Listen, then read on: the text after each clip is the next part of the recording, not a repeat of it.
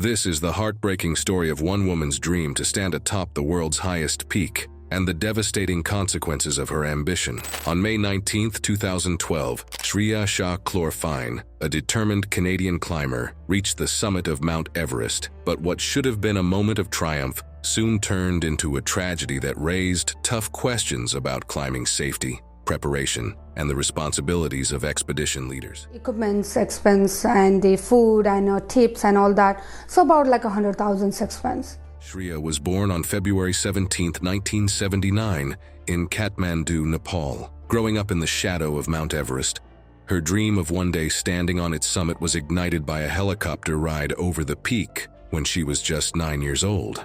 That dream stayed with her through the years, even as she moved with her family to Mumbai after her father's death, and eventually to Canada, where she built her life. In Canada, she met Bruce Klorfine, whom she would marry, and established a career as a fashion buyer.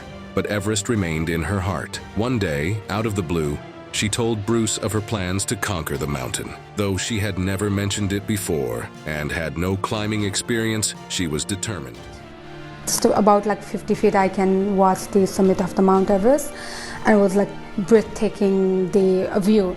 With less than a year to prepare for the climb, Shriya embarked on her training regimen. Although she took hiking trips in rural Ontario and trained at a rock climbing gym, her preparation was not extensive.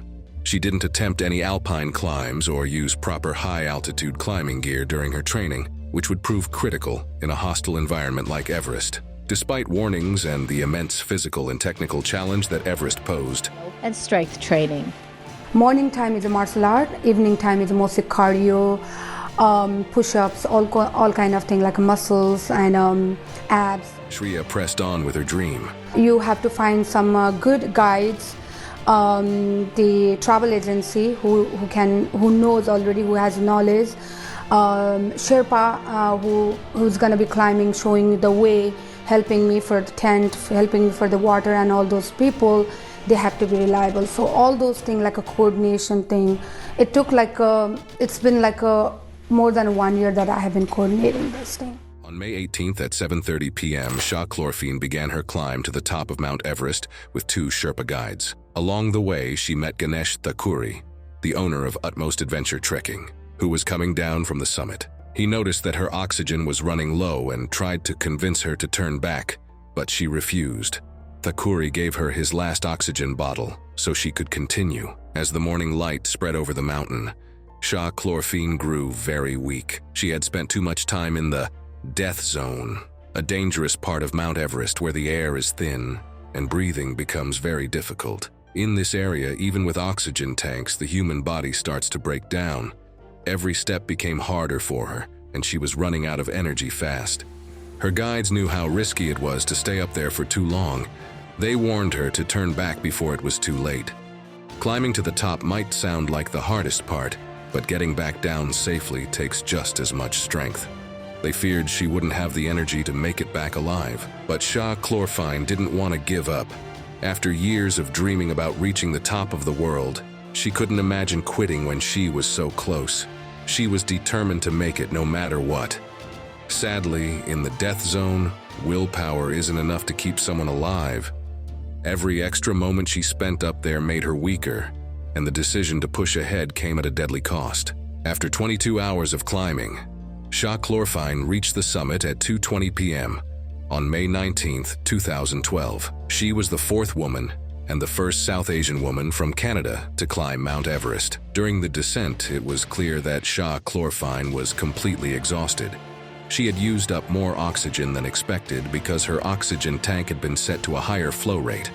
On top of that, she started using the oxygen earlier than most climbers usually would, and the climb itself took much longer than originally planned. With no spare tanks left, she eventually ran out of oxygen, leaving her gasping for breath in the thin, freezing air. Her guides did everything they could to assist her. They tried to support her by holding her up and urged her to keep moving, knowing that every step down was critical to her survival. But Shah-Klorfine's body was giving out. She struggled to stand on her feet, and overwhelmed by exhaustion and lack of air, she begged her guides, whispering desperately, "Save me." Despite their best efforts to help her, she collapsed from exhaustion. That night, around 10 p.m., after 27 long hours of non-stop climbing, Shah-Klorfine took her last breath. She was only 33 years old. Her life ended at a place known as the Balcony on the southern side of Everest, at a height of 27,560 feet, a haunting reminder of how unforgiving the world's tallest mountain can. Shriya's tragic death led to an investigation into the expedition company she had hired for the climb. The investigation found that the company had assigned her less experienced Sherpas, and senior guides had refused to take her on the climb. The company, which had never guided anyone to the summit before, had also failed to provide enough oxygen for both the ascent and descent, a crucial mistake in the death zone where oxygen is essential for survival. Her death raised important questions. How responsible are expedition companies for the safety of their clients? Should inexperienced climbers be allowed on such a dangerous mountain without proper preparation? Shah-Klorfine's body lay on the mountain for approximately 10 days before a recovery could be made. A team of Sherpas were able to bring her body down from the death zone. She was cremated in Kathmandu. Shriya's death was not just a personal tragedy but also a reflection of a growing problem on Everest: overcrowding. On the same day she climbed, over 200 climbers attempted the summit, creating dangerous bottlenecks at critical points like the Hillary Step. This caused delays that forced climbers to spend more time in the perilous death zone, increasing the risk of altitude sickness and exhaustion. In recent years, smaller expedition companies have catered to inexperienced climbers willing to pay steep fees for a chance to stand on Everest's summit. These companies often lack the resources and expertise required to manage such high-stakes climbs safely. With permits from Nepal costing $10,000 each, and overall expedition costs reaching $50,000 or more, the financial stakes are high, but so are the risks.